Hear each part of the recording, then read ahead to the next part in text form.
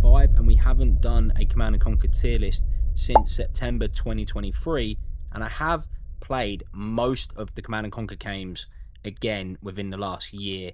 Command & Conquer I have loved since I was at least 8 or 9. As you'll see on the screen, my earliest evidence or picture of me, I was about 12, and I used to play it on the PlayStation non-stop. Feels like everybody's starving for some sort of Command & Conquer content again, so it just feels right to talk about it again in 2025. My opinion has changed ever so slightly since reviewing these games, and I think there is one element that I didn't really look at it from when we started talking about this back in September 2023 is the nostalgic point of view. So there's a heavy amount of nostalgia, and as we go through the tier list, I will be referencing the one that I made before. So if you do want to check that out, the link will be in the description below. So without further ado, let's go through the new rankings tier list that I've created specifically for this video. And first off is incredible. Then we've got really good, meh, nostalgia. So again, I just mentioned that earlier.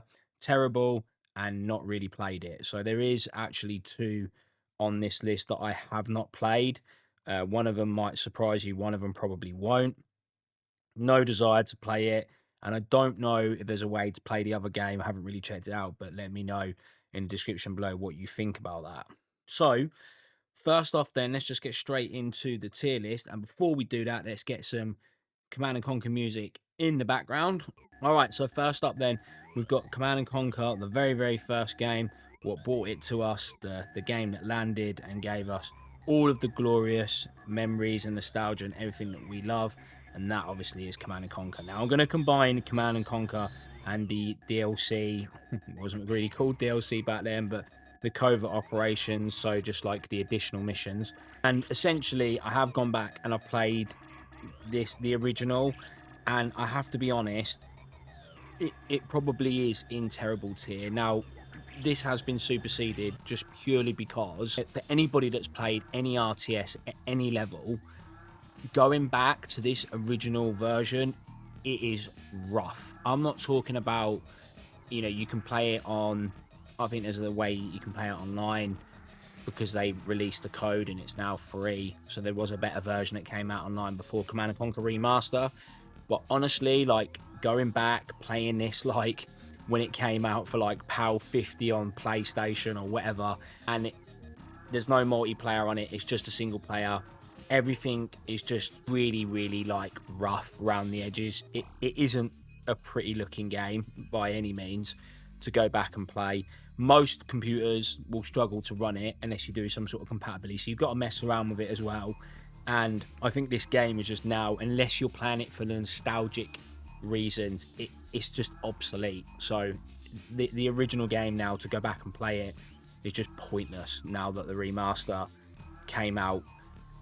And that's just my humble opinion. I did go back and play this. Honestly, like, clicking each time to build a unit was borderline infuriating. Like, it was so annoying, and there was just little things about the game that I couldn't get on with it, and I just had to accept that I love the game.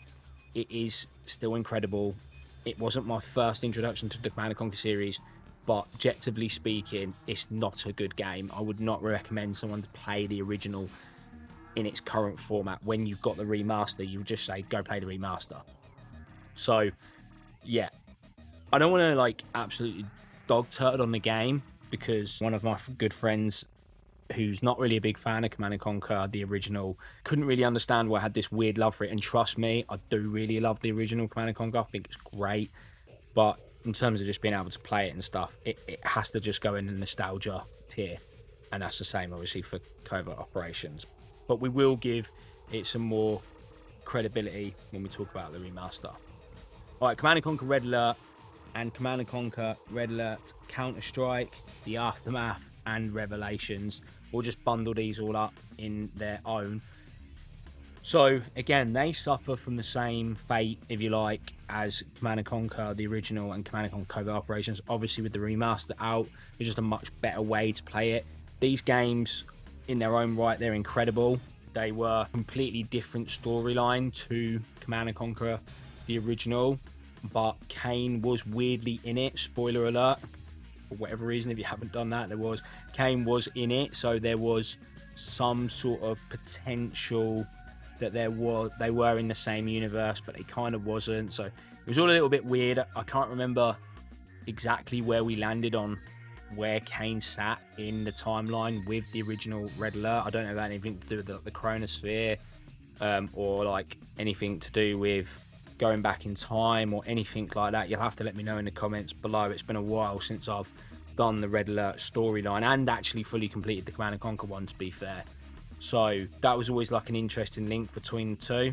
But the game as a whole, it is a great game. It was my first introduction, but again, because of the remaster, because of that being out, if a new player was to come, I'd have to recommend that. And again, we will give a lot more love to these original games when we talk about the remaster, because I do think that is a definitive way to play it. I don't play Command & Conquer at a competitive level. I don't really play it much at a multiplayer level. I very much love it for the skirmish, for the campaign, for everything that the remaster has to offer. So I don't have any skin in the game if I think the originals or the CNC net version, or whichever one you can play online, is better than the remaster. You'll have to let me know in the comments section below if you have a different take on that. So for that reason, Command & Conquer Red Alert is going to go in nostalgic tier, but I do think that it is, objectively speaking, it is obviously better than Command & Conquer, but I do have this weird love for Command & Conquer, so I'm just going to slightly put it below Command & Conquer. I just have this really weird love for the original Command & Conquer. I don't know why. They're almost neck and neck. And I do really like Revelations as well. Retaliation, sorry. I do really like Retaliation because that was on the PlayStation, and it was just a fantastic way to play it. Actually, going back and looking at it, like how blown up it was in your face, I don't understand how I managed to get on with that, because I hate RTSs when they're really close up in your face. It really annoys me. But I just loved Retaliation, so yeah. And then the Operations ones where you had the DLC, they were fine. I think the Command & Conquer ones were a bit more interesting from what I remember in the covert operations. All right, next up then, so Soul Survivor. I never actually had a chance to play this. Knew about it, was aware of it, seen it. I might have played one game. I can't vaguely remember. I remember it being sort of like a battle royale with like being random troops. I'm not sure if you can still play it today or if anyone even cares about it. So I don't really have like a full-on objective view on it. If any of you played it like extensively and have a real good opinion on it, then let me know. And if it is something that's still going on today, like there's a place or a way you can play it, and there is actually still some people, I might actually give it a go, just so I can just rule out that I've tried this game and how I feel about it, and try and put my 1990s cap on, assuming that this game came out in the 90s, and say, don't really know a billion about it, to be fair. I think when I did find out about it, I'm pretty sure the online was either gone or no one was playing it. Again, I just don't really have much of a memory of it.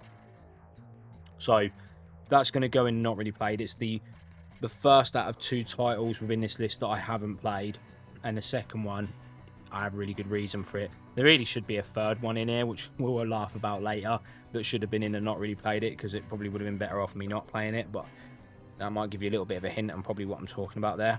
All right, so I am going to refer back to my original tier list, and one of the ones that I am going to change, so Tiberian Sun, I originally put that in B, and a lot of people had a lot to say about it. So B is probably like the equivalent of like meh in this tier list. And going back and playing Tiberian Sun, not fully completing it again and not playing it online, just playing skirmish and having a little go at the campaign again, I completely underappreciated how good the campaign is on it again. Like, just really enjoyed the cinematics and thought that was great. But also the soundtrack as well. The soundtrack is amazing. Now, one of the things that I used to do on Tiberian Sun was really weird.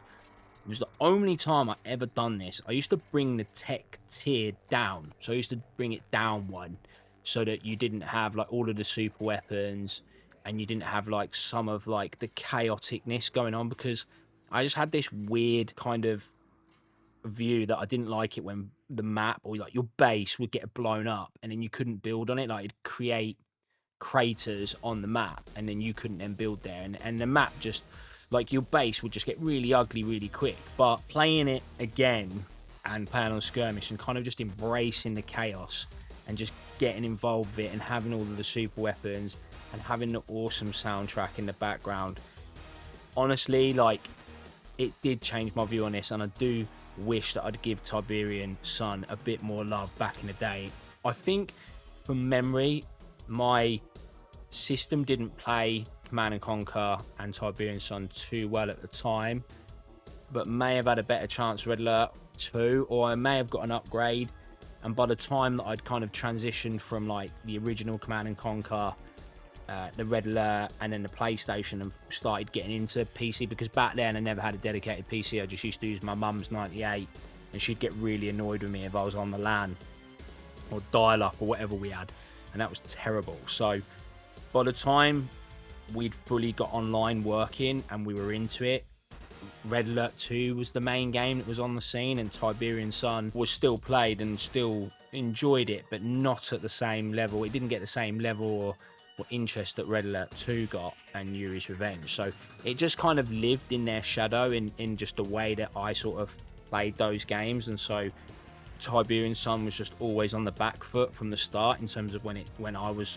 introduced to it and how I got involved with it. So going back and playing it, I do intend on playing the campaign completely again, because I just had so much fun with it again and I had this newfound appreciation. So for me, I'd have to play it fully again and again, put that 90s cap on, but it is probably one of those games where I can see why people think it's one of their favorite games. There was loads of comments on my last video and you guys were really passionate about how you felt about it, and I can see why. So it has changed my mind on it. I do want to go through and fully complete it. Maybe we'll do a tier list in 2027 or 2028 and it will be in the incredible category, but for now it definitely firmly sits in really good. There's no question about that, and so it has gone up a tier since then with my newfound appreciation for it. Also, another thing that Tiberian Sun introduced was the ability to stack up multiple units. I think you could only do it to 5 if I remember rightly, but it was just a nice, good introduction to it. Had good units in it. It was, like I said, the soundtrack, like the uniqueness, sounds coming from all the units. They had so much character.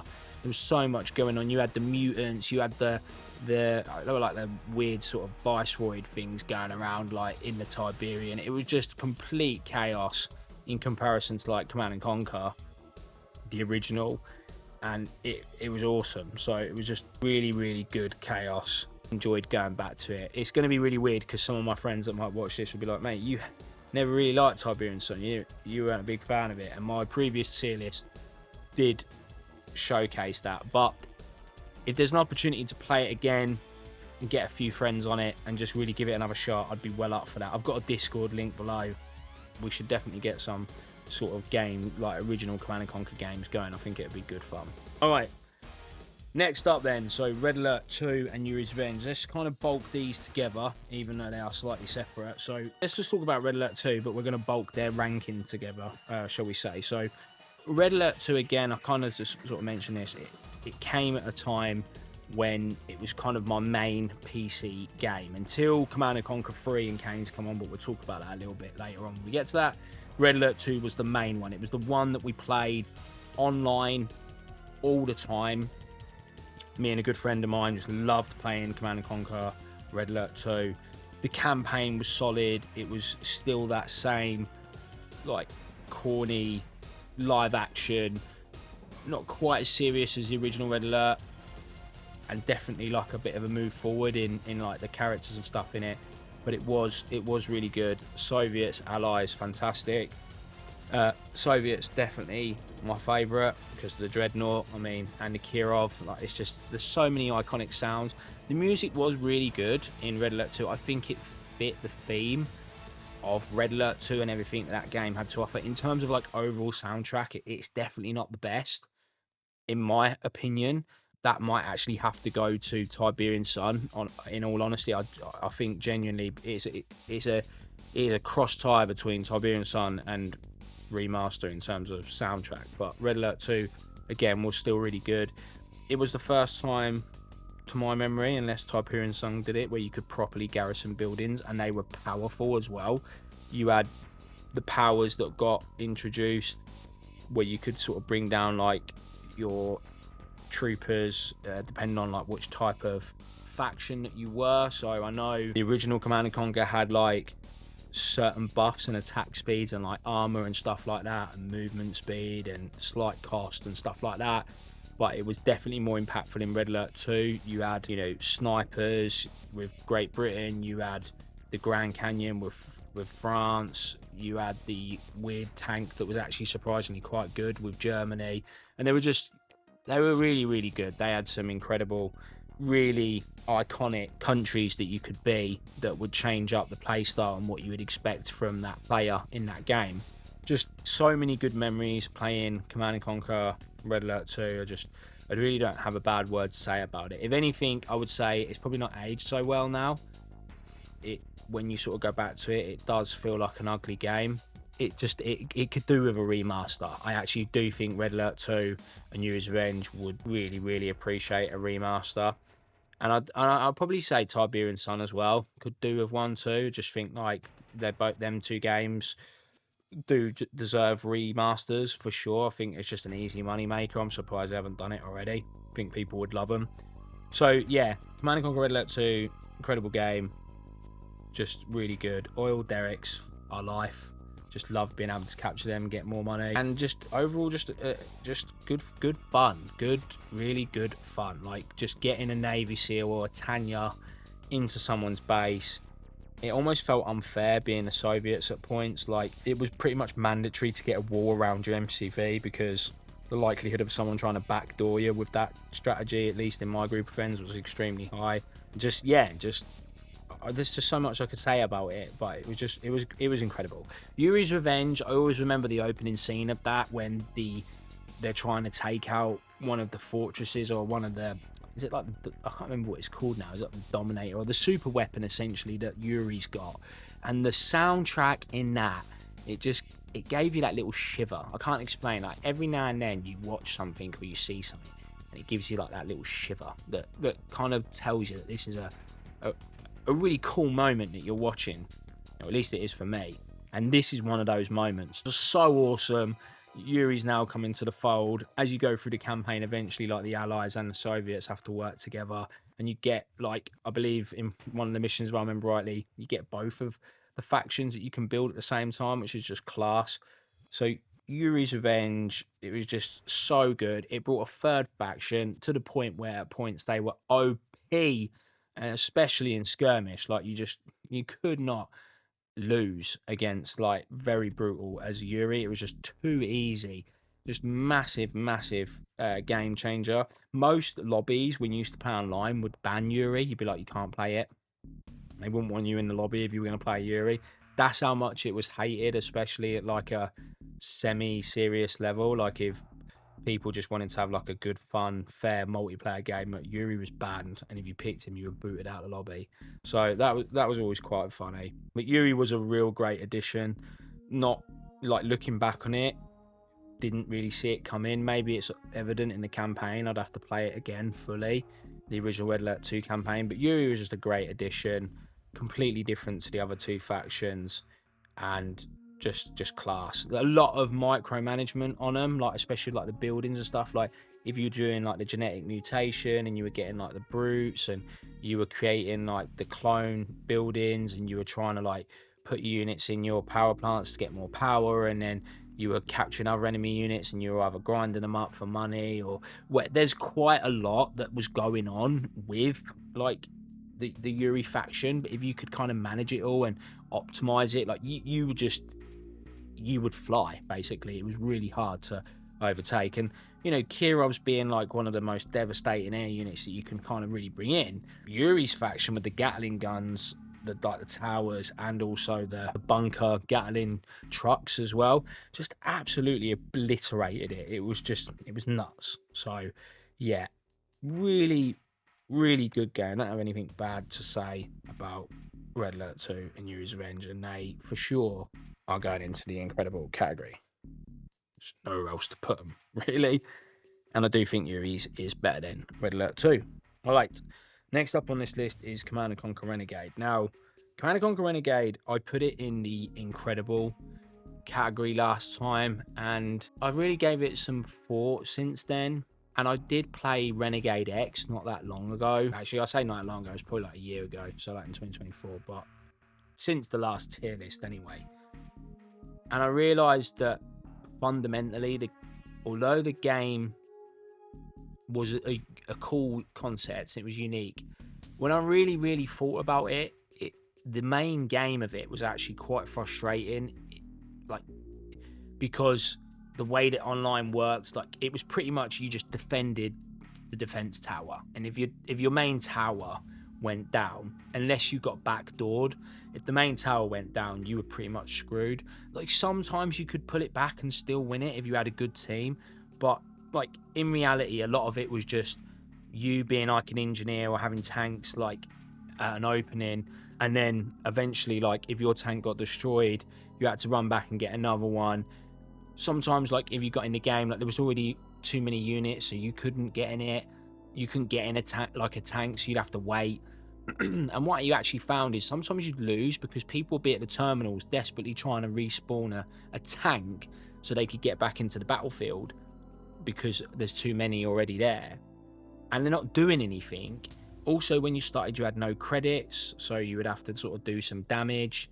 Most of the time, people just went engineers, so they just healed tanks on the front line. It was like a really easy way to get credits. Sometimes you could try and backdoor like a couple of you of engineers, and you would get into sort of way. The way that the maps work is you'd have like the main like section to get into. So that's like from the front of the base where like all your defenses are, and you kind of clash in the middle. Most of the time, people just do damage to the harvesters because it slows down money, easy way to get money.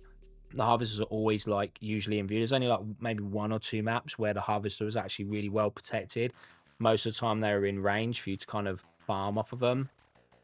So yeah, unless you were just successful on like getting into a backdoor, it was really expensive to get the really good units. And then when you did get the good units that you'd spend all your hard cash on, if you easily died, it was just a really feels bad moment and just not great. Most of the time, I used to just go the upgraded engineer, get in a vehicle if I could, and just try and sort of steamroll the enemy base. And don't get me wrong, there were moments in it where it was really fun. It's irritating as hell.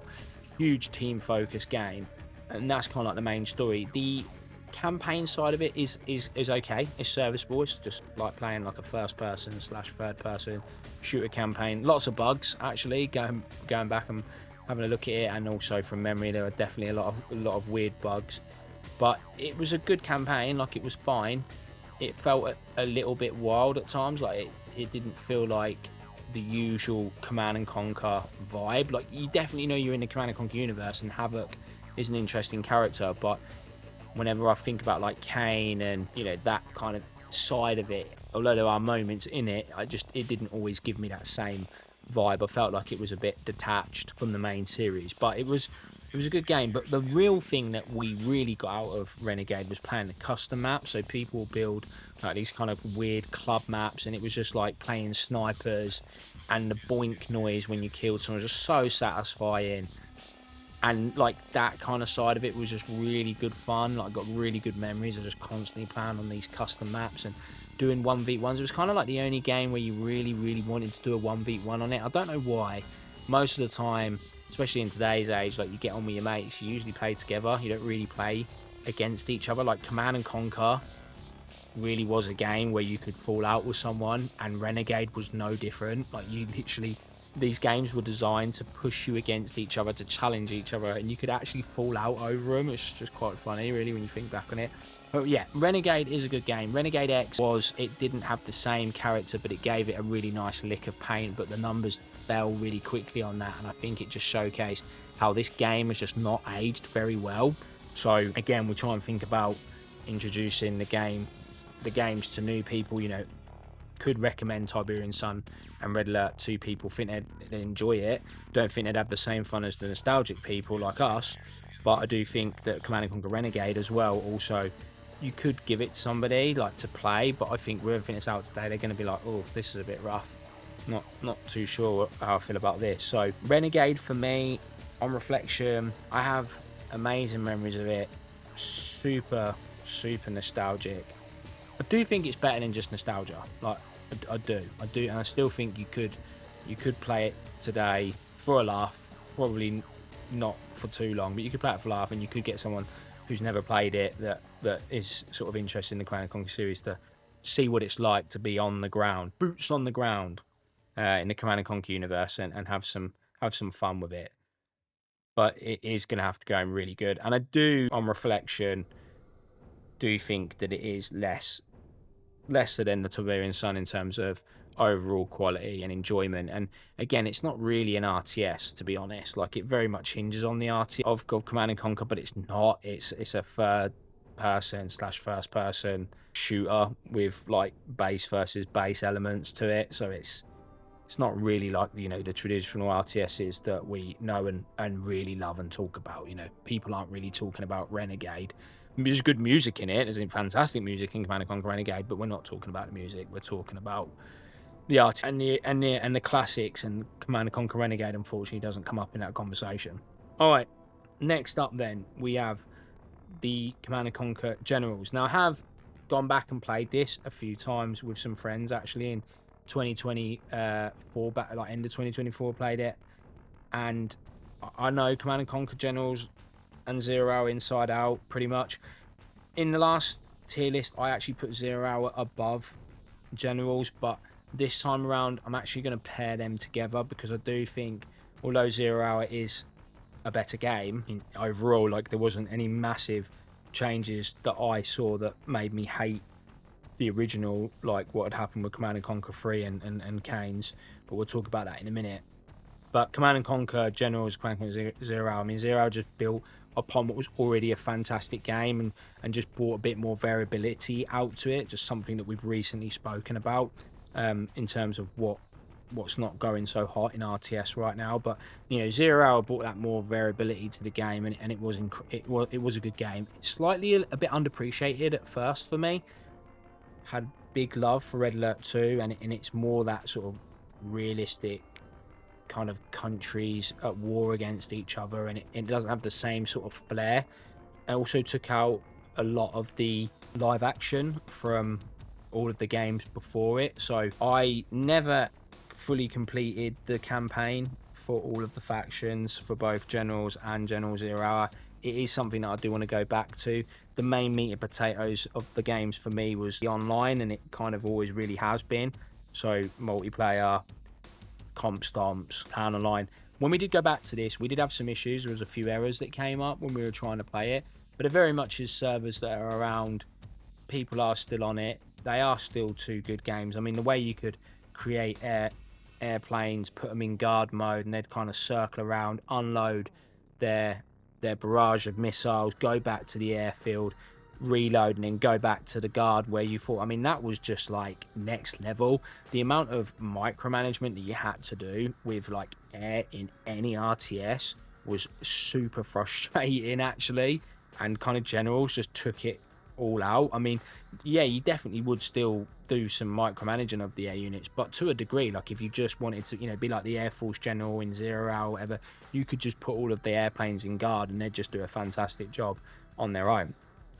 Generals was really different and just unique in its own right in the way that it played. It wasn't like a traditional RTS that we were used to, where you had the building pane and you built your buildings and then you placed them where you wanted to within a field. Within Command & Conquer Generals, it was a completely different take, where you had like a bulldozer, where you had a workman. You then get them to build the unit and they have to go over to, build the building, they have to go over to the building, and then the construction starts, and they're very much vulnerable. So not as much hinging on the command center to get buildings and expand and stuff like that. It was more on like units to get the job done, but they were completely different in their own right. I mean, there was a lot more similarities, I think, between the USA and China versus GLA. Like GLA was even more unique and different, but they were, all of the factions were good. They, as I said, they had a lot of character between them all, and the game was just really good fun. The online was good as well. Didn't play the online quite as heavily as some of the others, and especially as much as Command & Conquer 3. and Canes, but they were good games.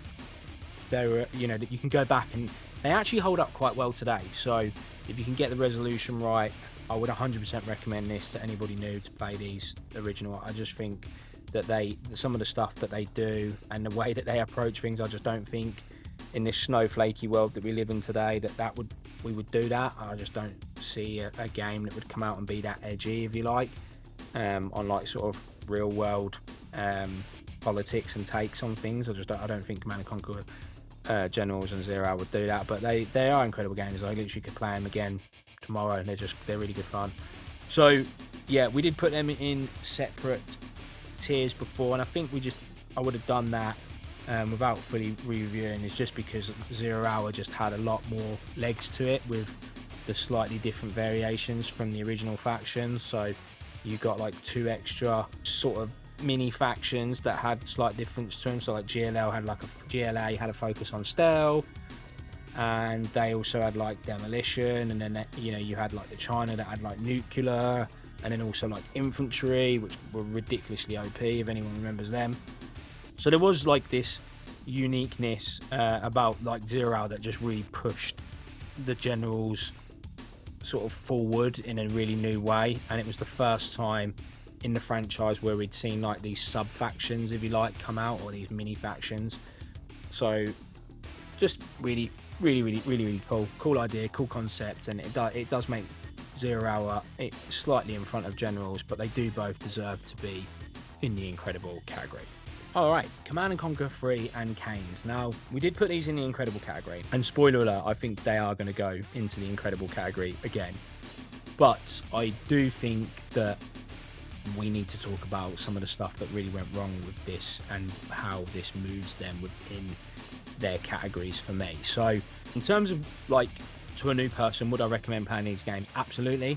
You can still get them on the Xbox. I'm really tempted to buy them again on the Xbox as well, but they never seem to go on offer, which is quite annoying. But yeah, I do recommend them. I think they are incredible games, and I still think they hold up well today, and they do look still alright.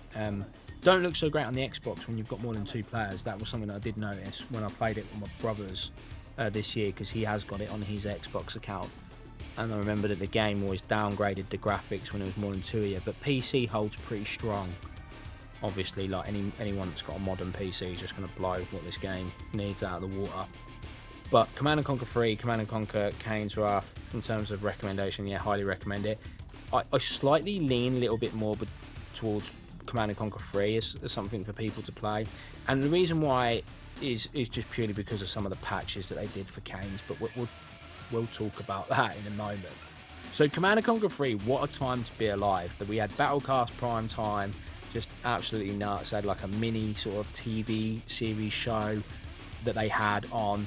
Command & Conquer 3, really, I have a bit of a love-hate relationship with it, because when I wanted to play Command & Conquer 3, my laptop wasn't good enough, and I begged my mum to get me a new laptop. Now, I didn't know much about laptops at that time, like what graphics card they had. A lot of laptops that you would end up getting would be integrated graphics, right? And I've, up until Command & Conquer 3 came out, I very much really just played PlayStation or N64 or GameCube or whatever was out at the time then. And you didn't have to worry about the specs. That wasn't something that was ever really a conversation. And you have to remember that when this game came out, I would have been, I'd have to check, but it might have been 14, 15 maybe. Wait, let me check when it came out. Okay, it actually came out way later than I thought it did. So it came out in 2007. I would have been 17 at the time.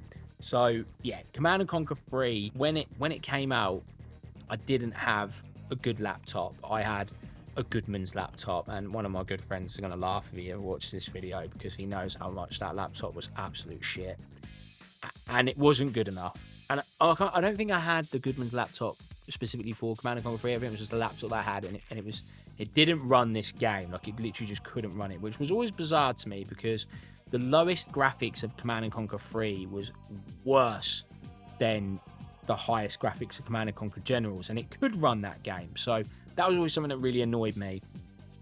Managed to get a new laptop, which was a compact, again, integrated graphics, could just about run Command & Conquer, but had to have it on the absolute lowest settings, proper dog shit, but it could run it. Sometimes it would crash, and it was one of the things that ruined my win rate. So I actually had a really good win rate.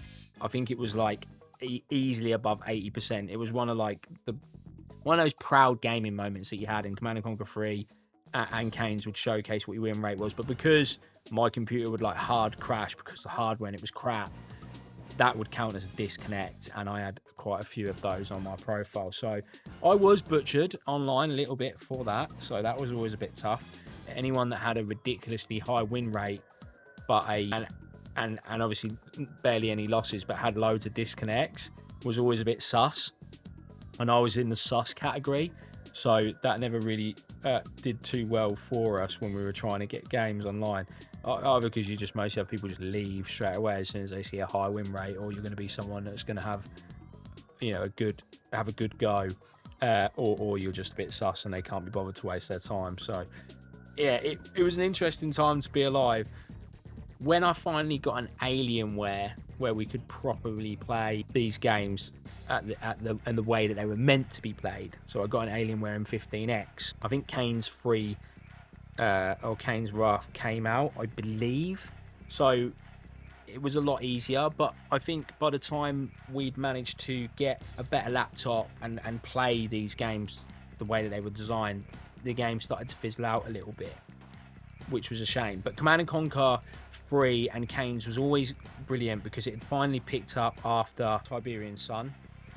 So it picked up where we left off from there.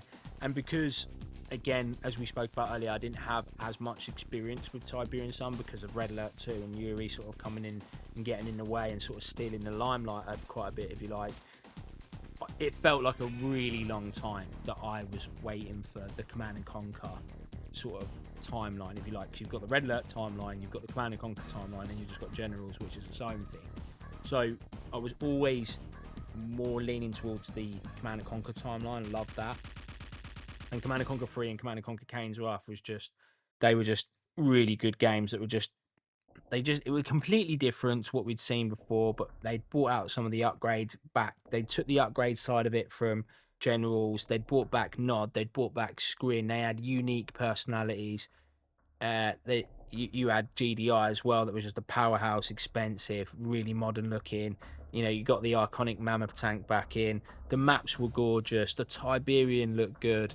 Nod had really cool. You had avatars. You had flame tanks. The Scrin were awesome. Like you sort of heard about the Scrin, and I believe they'd been mentioned. They might have been mentioned in Tiberian Sun. You'll have to let me know. I thought they had. Maybe they didn't. But I'm pretty sure some sort of like extraterrestrial thing had been mentioned in that game. So you've now got this like third faction that's like it's here now, and it just felt really good. You had the tripods as well. They sounded awesome. It was like War of the Worlds basically. It was just a great time to be alive. You had that Battlecast Prime time that I mentioned earlier. Me and my mate getting online, just having a fantastic time with Command & Conquer. And we just loved it. And, you know, I remember, like, when there was the Pitbull Rush that came out, that was really annoying. But then we figured out ways to overcome that.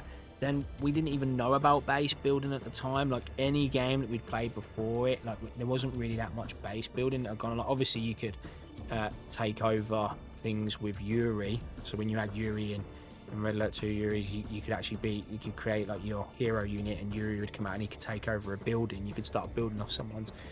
But we never really did full-on base building. I think we might have done it in Command & Conquer Red Alert a little bit, but not to the extent that we got introduced to it in Command & Conquer 3. So we literally were online playing and someone just building these sonic emitters, and we're like, what the fuck? Like, it's just chewing through our base. And it was the first time that we were sort of trying to deal with it, and you've got your tanks and you're trying to like sort of take them on, but you haven't got like the heavy hitting tanks yet. They've built absolutely nothing. They've just gone all ham in on this sonic emitter thing, but we tried to cut them off at the middle, but it was just too late. And that was back when you could just build off power plants, right? So when Command & Conquer 3 first came out, you could just build off of anything, so you could just like spider out like crazy. But they did eventually patch that, and they stopped you from doing that. and you couldn't build defense off of the crane because you could originally build defense off of the crane, and that was just made it really easy. So there was lots of good changes they made in Command & Conquer 3 to kind of stop some of that stuff, and I think it was warranted. With Kane's with Kane's Wrath, it's a bit of a love-hate relationship, because on paper that game is just way better in terms of it's brought the sub-factions back. It was something that worked really well in General Zero. It worked really well in Kane's. It brought enough uniqueness between the classes to actually make them feel different and sort of make you steer a little bit towards them. Some of them were just absolutely broken, like the Flame Black Hand in Kane's Wrath for Nod were just so strong, like ridiculously strong. With the blue Nitros Flame upgrade, like it was just on a completely another level. I remember when my friends actually used to go out their way to try and find someone to beat me on Command & Conquer, so I was pretty good at the Xbox, if I do say so myself. And they found someone that they thought could beat me, and they used the Black Hand Flame, and it was the first time I'd been introduced to it. I would say I was a Scrin main player when I look back on it. Like, I played all the factions a lot, but I think I probably was a Scrin main player, and maybe more so. Like, it was a toss up between them and Nod. I'm not 100% sure. We'd have to ask my mate, see what he thinks, but I'm pretty sure overall I think Scrin just ever so slightly edges out in front, but it's not a lot between that and Nod. But yeah, I remember being introduced to the Flame on the avatars. So if I remember rightly, I think the avatars with the Black Hand automatically get the Flame Cannon, like they've upgraded it, and they were strong as hell. Like they just walked through my base, and I did figure out a way to beat it with Scrin Air and for push back when we had a rematch. But it was such a good time, like just a great time to play Command & Conquer. You know, you've got two mates just sitting there observing, not even playing, just quite happy to just watch the game unfold. And then it was me trying to figure out how to beat an OP strategy. But yeah, they made some changes to the Command & Conquer 3 and Command & Conquer Canes respectively, but I feel like Command & Conquer Canes got the worst of it, where they increased the amount that a refinery cost. I think it was like 3,000 or something, and they made it so that you didn't get as much money, and the tib spikes weren't as much, and just some of the things that just really watered the game down. And they tried it to do it, I think, in an effort to stop some of the rush-ins, some of the tactics that were just really OP, but really all they did was they stifled the start of the game, but they ended up actually narrowing it down, because if you made a mistake or you didn't quite play it in a certain order, or you didn't build in a certain order, and you got attacked and your harvesters got destroyed really early, you were basically out. Like, there was no way to come back with it. With Command & Conquer 3, there was a little bit more leeway. You could actually come back. In Canes, if you messed up the start after the patches, you were basically fucked, and it was a really feels bad moment. And I ended up playing Kane's Wrath a lot more on the Xbox, because back then when it was out on 360, it was a lot harder for them to push updates out. So a lot of things that they changed on the PC, I don't think either it never came out on the Xbox, or it just, when it did, it was a really long time after the PC. So you'd have to quote me on that, whether that's right or not. So looking back on it, I think if it was prior to the changes, Canes would be my favourite game of all time. It would be up there incredible. But because I have to objectively see it and see it, how you'd play it today, how you can play it today, unless obviously you roll back the patches, and you know you're not going to be able to play online with other people that are still kicking about on it, then Command & Conquer 3, in my opinion, is the pinnacle of my Command & Conquer experience. I can see why people might move it around, but Command & Conquer 3 was the absolute pinnacle of Command & Conquer for me, and I loved it. And I wish I had a better laptop, a better computer at the time when it came out, so that I could be even more competitive on it, but unfortunately that wasn't the case. So Command & Conquer 3 for me sits at incredible. Command & Conquer 3 Canes, unfortunately, is going to have to sit at the bottom of incredible. As I said, on paper it should be way better because of everything that it brought. It extended that storyline. It still wasn't too bad, but it didn't. It with the patches and just the way it was handled, it really felt like it was a bit of a strict end to basically what was probably one of the best games within the genre in terms of what it delivered. But that's just my opinion. So next up, we've got Command & Conquer Red Alert 3, and we've got the next one as well in that, which is like the updates for it. So yeah, Command & Conquer Red Alert 3, I'm just going to throw it out there straight away. It's meh. It is meh for me. The game brought back live action. When I say brought back, obviously there was live action in Command & Conquer 3, but Red Alert 3 for me, when we saw the trailers for it, I thought that the graphics for it looked incredible, especially the water. That's all everybody banged on about. The water looks incredible. It's going to be more focused on sea. One thing that we didn't mention is that Command & Conquer 3 and Kane sort of shifted away from the sea battle side of the game, which actually, looking back on it, it's really weird. Don't know how they got away with that, because you had all sea in Command & Conquer Generals and General Zero. You had it in Red Alert 2 and obviously Yuri's. You had it in the original Command & Conquer and Red Alert. But for some reason, it just wasn't in Command & Conquer 3 or Kane's. They just kind of completely stripped it out. And it was really weird, because I don't remember many people complaining about it or being that upset about it, or at least I wasn't. Actually, when you look back on it, you're like, yeah, why wasn't that there? Really, really strange. But yeah, Command & Conquer Red Alert 3, from my memory, it came out very, very soon after Kane's, which was really strange. Yeah, so Kane's came out on the 25th of March 2008, and then later on that year, Command & Conquer Red Alert 3 came out in October.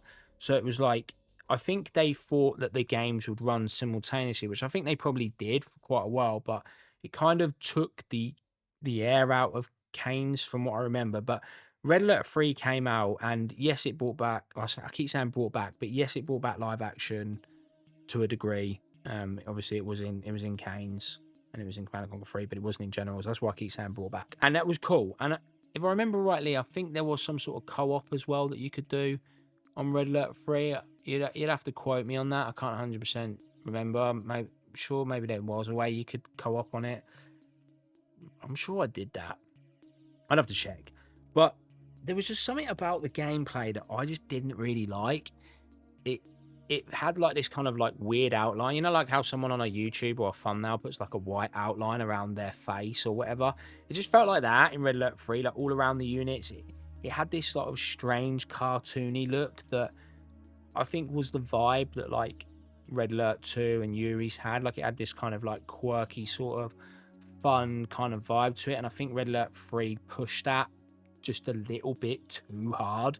So Command & Conquer 3 and Kane's was more serious. Red Alert 3 just went really jolly, and I don't remember the music being really that memorable in it. I think there was like a Hell's March kind of thing on the main menu that used to really annoy me, actually. It probably was considered quite good, but it used to really piss me off. So I didn't really like the soundtrack. I didn't connect with the way that the map works. So again, it was a new to, it sort of went to that kind of General's way of collecting resources, but I don't think quite pulled it off the same. So every single resource node could only have like one refinery connected to it, and then you'd have like these oil derricks which you'd fight for mostly on the map, and you'd have these other capture points. And the game, even though every faction was unique and they brought out the third Japanese faction, and I can't even remember their name, that's like how much I really don't care about Red Alert 3. They could have been really cool. Like it was like a samurai focused, mecha focused kind of faction, and I'm sure some people do have some love for that, but I couldn't get on with it. So Red Alert 3 for me, outside of the live action, which was cool, and the campaign was alright from what I remember, I didn't really get into the online. I just immediately just dismissed it. So I thought it was a beautiful looking game. The water looks incredible. It was nice to see the Dreadnoughts back. That's probably like my favourite unit in the whole of the game. Everything else just felt a bit meh.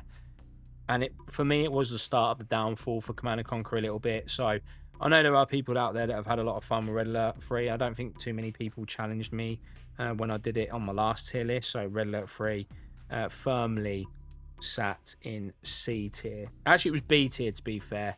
And then the Rising game that came out for it was below that. But Yeah, it's just meh for me.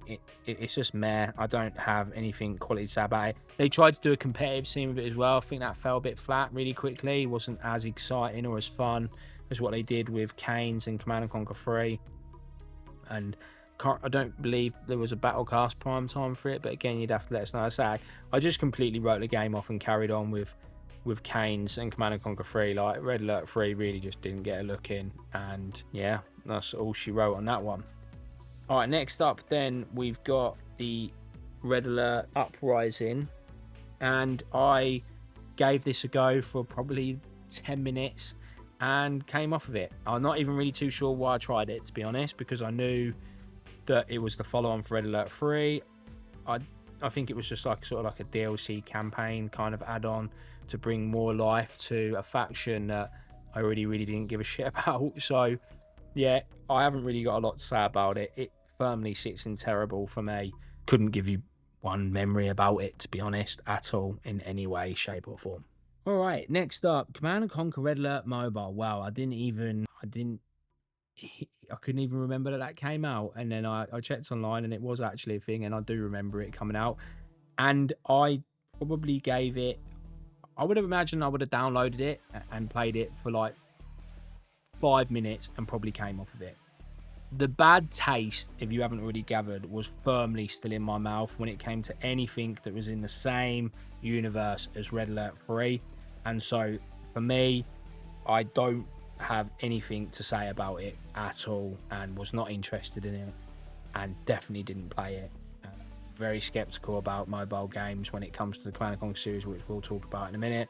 So for me, if you played it and you liked it, let me know. I didn't.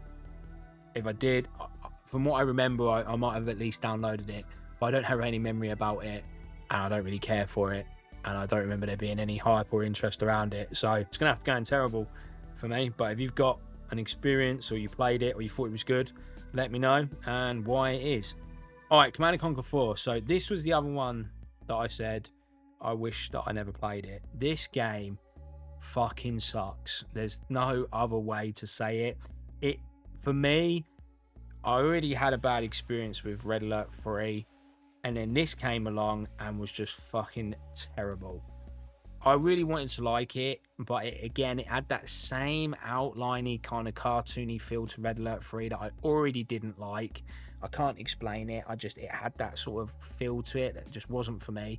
They completely removed the building element of it. I think back then when Command & Conquer 4 came out, more games like were starting to go for this non-base building approach, and I think Command & Conquer 4 wanted to kind of latch on to that. But nothing in the game looks good. It's not memorable. The only thing that slightly is memorable is the MCV, and the way you could have different MCVs and move it around. But when I say memorable, it's just what I remember about it. It doesn't actually mean that that's good. So Command & Conquer 4, in every way, shape or form, fucking sucks. I don't know anybody that says that game's good. I can't imagine anybody that says that game is good. I do not recommend you playing it. I think it's shit. It's not even good for the storyline. Like, they sucked with that, from what I remember. It wasn't a good conclusion for that version. I think it's such a shit way for Kane and that legacy and that face of the franchise to go out on. It's not good. It's such a downer in every way, shape or form. Command & Conquer 4 is like the last 2 seasons of Game of Thrones. It's like current day Star Wars minus Andor. It's just basically every single fucking follow-on tragedy shithole that you can think of. That is where Command & Conquer 4 is. I actually think it needs its own tier, which is just the dog shit tier, is basically what it needs, because honestly it's so bad. I don't have anything great to say about it. I'm actually going to add a row while we're talking now and just say that this is a new tier called honking never play it, because that is what this game deserves. It just deserves don't play it. We'll put it in this grey tier, which is miserable and it's no good, and that is where it goes. I don't have anything else to say on it. Like, Command & Conquer 4 is just so bad. I don't think I've ever seen anyone have a good word to say about it. If you do, and you have got a good word and a good experience, I'm pleased for you. I haven't, so, but feel free to share it. I'm always interested to know what other people's experiences are and things. All right. Next up then, so this is the other game that I don't think I really played. I might have said that I might have tried it. I remember it being like an online based game, so Command and Conquer Tiberian Alliances. It was like this world map kind of online game. It was fucking, it looked poo. Like, it's just not what you want. Like, you think about it from like my experience. I haven't had a good experience with Command and Conquer Red Alert 3. Definitely didn't like any of the DLC come out. Command and Conquer Force come out, I've been absolutely poop. And then I believe this is the next one that came out, and you've brought out Command and Conquer Alliances. It's so shit to see a mobile / web-based game. It might not even be mobile. It might even just be web-based. I don't even know it's still going. But whatever it was, it looked poo. I had no interest in it. Couldn't care less about this game and what it had to offer. So not for me. Next up, Command & Conquer Rivals. So this was a bit of a strange one because me and my brother did play this. Now my brother doesn't have as much connection to Command & Conquer. It's not part of his gaming, if you like. He does like Command & Conquer 3, does like Canes. Definitely didn't love it as much as what I did. It's not really his passion, but we did play Command & Conquer Rivals and we did give it a go. It was actually better than I thought it was going to be. I wanted to hate it. I'm already on the hate train, right? We're fucking riding this Command and Conquer hate train heavy when this game come out, and in overall speaking, it was shit. Like, it's not a great game. It ain't nothing to write home about. It was just a cool little mobile game to play with my brother or play alongside my brother. And once you kind of unlock a few things in it, you start to realise that it's a massive fucking gacha game. You need to sink some serious money in it to get the best units. There's no real skill. At a certain point, you will just come up against people that have either pulled out their wallet or they haven't pulled out their wallet. If they pulled out their wallet, you're going to lose. If they haven't pulled out their wallet, then there is a skill element to it. But essentially, it's not great. It's not the Command & Conquer formula that we know and love. It's not an RTS. It's just a pure... It just rides off of the Command & Conquer scene, and it just sucks. Not good. So it is going to go into the terrible tier, but I am actually going to put it above Red Alert Uprising and the other mobile game that I don't really remember that I might have played. All right, last but not least then, so where we stand today as of Command & Conquer and where it is, Command & Conquer Remastered. So this game, we just did a video on this. This game has still got more players than the newest Tempest Rising that came out, which is a testament to just how much people have got such nostalgic love for Command & Conquer. We're all dying for something just new to come out, whether it be a remaster or just something like... A remaster is not going to revolutionise the RTS scenery, but for us good old Command & Conquer fans, it'll be enough for us to wet the whistle, if you like, and give us something to play. And the Command & Conquer Remastered absolutely delivered on that. It didn't revolutionise or push Command & Conquer forward as a series. It got people hyped. It got people that may never have played the original Command & Conquers and come back to it. Again, as it stands today, I would struggle to recommend any of the original Command & Conquer or Command & Conquer Red Alert. I just don't think it would be a great experience. And that statement would still be true if it wasn't for the remasters. It's just not an entry level that you would get somebody to play Command & Conquer if they've never played it before. At least that's my opinion. Whereas with Command & Conquer Remaster, you can flick back between the old graphics and the new. You can appreciate the old graphics versus the new for what they are. The campaign is really good. It's just a way more polished game. Visually, it's more polished. The menus are more polished. Again, the way you can toggle between the graphics is fun. They changed so many of the annoying things from the original. The biggest one being that you can actually queue up units, and you can queue up more than 5, which is just a massive change. Just makes that game way better. More shortcuts, can fit modern computers. Just the pivotal way to play the game. I actually did check that they also had like a difficulty mode that they introduced onto this game, and I can confirm that going back and playing it on the original version, it is actually harder, playing it on hard, and I don't remember that being something that you could do on the original Command & Conquer or Command & Conquer Red Alert. It was just the campaign was there and you just played it.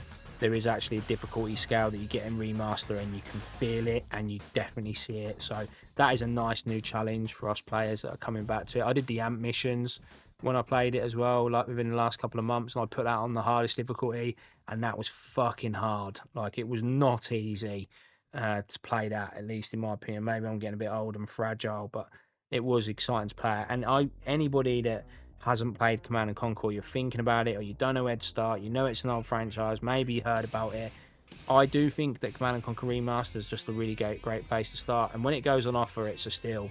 It's an absolute steal to pick up on Steam, nice and cheap.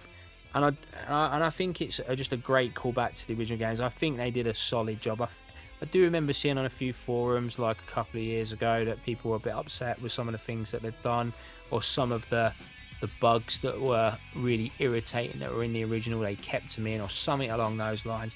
Again, I did play a bit of Command & Conquer Remastered online and ranked, but it wasn't my memory of it as a growing up. I did a lot of LAN battles, playing against friends, and not like so much online, and did more sort of comp stomps and skirmishes, and against computer, and did a lot of the campaigns. So online for Remaster's fine, it's great. It's got like a ranked ladder and that you can go on and you can play, and there's still people kicking around there. I mean, 1,000 people doesn't sound like a lot, but for a game that's, you know, came out in 2020 and is still competing with other games that are still trying to capture the genie in the bottle, if you like, of what Command & Conquer offered, to still be there is just a real incredible feat. So for me, it absolutely is in the incredible tier. I've got to push it there.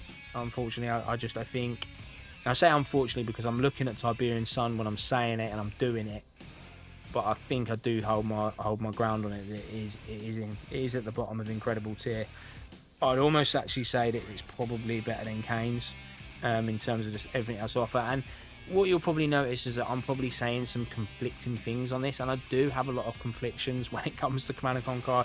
I think that there's always a conversation on the table where you can slightly move things around. Like, Command & Conquer, I think, is probably one of the hardest things to just write a tier list about, or do a tier list on, because everyone has their own different memories and feelings and thoughts about it, especially for us old school players.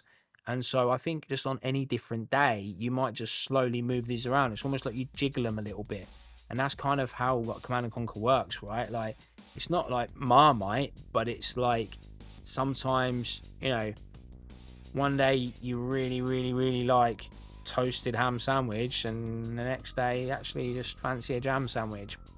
But you both love them just the same. It's probably a really shit analogy, but it's the best one that I can give you at 11 o'clock when I'm recording this on a school night. So I do have it in me to say that I could move these around ever so slightly on a different day. But overall, I think that this is firmly where I think Command & Conquer roughly sits. But there's probably a conversation once I've gone back through the full campaign of Tiberian Sun, which I will do at one point. I could potentially move that around, but I think for the most part this is probably where Command & Conquer stays for me, where the land lies with it. Unless there's more conversation that needs to be had on this, then we'll do it.